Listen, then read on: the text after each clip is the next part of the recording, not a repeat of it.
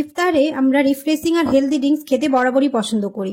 তরমুজ দিয়ে কি করে রিফ্রেশিং আর হেলদি ড্রিঙ্কস তৈরি করবে আজকের ভিডিওতে সেটাই শেয়ার করব। আসসালামু আলাইকুম, কেমন আছো তোমরা সবাই? নতুন একটি রেসিপিতে তোমাদের সবাইকে স্বাগত জানাই।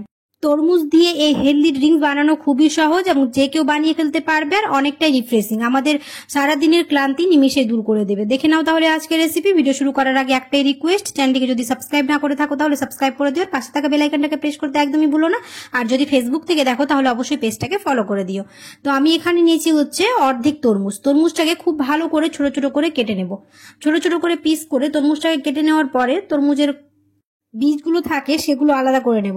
খুব ভালোভাবে তরমুজের বীজগুলো আলাদা করে নেওয়ার পরে এবার একটা নিব হচ্ছে মিক্সিং জার। ইফতারিতে আমরা বরাবরই এরকম ফলের জুস খেতে খুবই পছন্দ করি। যারা ফলের জুস খেতে পছন্দ করো তারা খুব সহজে এই জুসটি বানিয়ে দেখবে, ছোট থেকে বড় সবাই খুব পছন্দ করবে।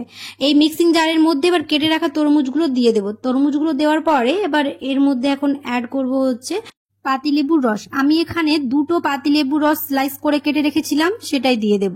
তারপর দিয়ে দিব হচ্ছে চিনি গুঁড়ো। যেহেতু এখানে তরমুজটা একটু কম মিষ্টি ছিল তার জন্য চিনি গুঁড়োটা একটু বেশি করে দিয়েছি, তাহলে এটা খেতে ভালো লাগবে। আমি এখানে 3 চা চামচের মতো চিনি গুঁড়ো দিয়েছি, তোমরা চাইলে গোটা চিনিও এখানে ব্যবহার করে নিতে পারো। এবার দিয়ে দিলাম হচ্ছে 1/2 চা চামচ বিট নুন, তারপর দিয়ে দিলাম হচ্ছে কয়েকটা আইস কিউব, দিয়ে খুব ভালো করে এটাকে ব্লেন্ড করে নেব। ইফতারিতে আমরা কম বেশি সবাই এই ঠান্ডা ঠান্ডা ড্রিঙ্কস খেতে বেশি পছন্দ করি, তার জন্য এখানে আমি আইস কিউব দিয়েছি। তোমরা চাইলে এখানে এমনি নর্মাল পানি দিয়ে ওটা করে নিতে পারো। এবার একটা ছাঁকনি নিয়ে খুব ভালো করে ছেঁকে নেব।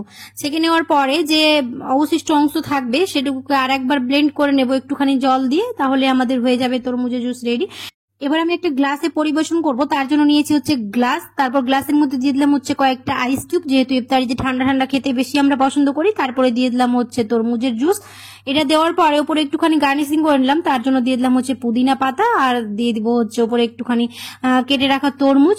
ব্যাস হয়ে গেল আমাদের হেলদি রিফ্রেশিং তরমুজের ড্রিঙ্কস। আশা করছি আমার আজকের রেসিপি তোমাদের ভালো লেগেছে। যদি ভালো লেগে থাকে তাহলে অবশ্যই একটা লাইক করে দিও, আর কমেন্টে জানাতে ভুলো না কেমন হয়েছে। আর যারা ট্রাই করে দেখোনি অবশ্যই ট্রাই করে দেখে নিতে পারো, দুর্দান্ত লাগবে। দেখা হবে খুব শিগগিরই পরের এক নতুন রেসিপিতে। সবাই খুব ভালো থাকবে, সুস্থ থাকবে, সাবধানে থাকবে।